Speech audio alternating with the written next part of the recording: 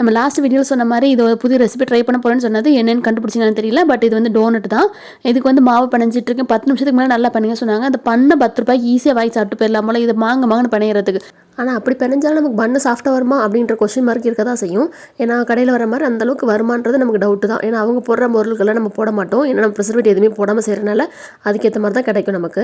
இந்த டோனட்டில் கட் பண்ணதை வந்து பட்டர் ஷீட்டில் வச்சு போட சொன்னாங்க. சரி நானும் வேறு ஏதோ நினச்சி பார்த்து கடைசியில் ரீசன் என்னென்னா நம்ம அந்த டோனட் ஒட்டாமல் இருக்கிறதுக்கு ப்ளஸ் எண்ணெயில் போடும்போது நம்ம கையெல்லாம் பட்டுள்ள அதுக்காக நம்ம ஊர் அண்ணாச்சி கடையிலலாம் உளுந்தோட பொருள் அவங்களாம் பார்த்துருக்க மாட்டாங்க போல. மீதி இந்த மாவு வந்து நான் வந்து திரும்ப டோனட் பண்ணல. அந்த மாதிரி 2 தோசையை செஞ்சு நம்ம வந்து கோகோனட் பண்ணு ரெடி பண்ணிட்டோம்.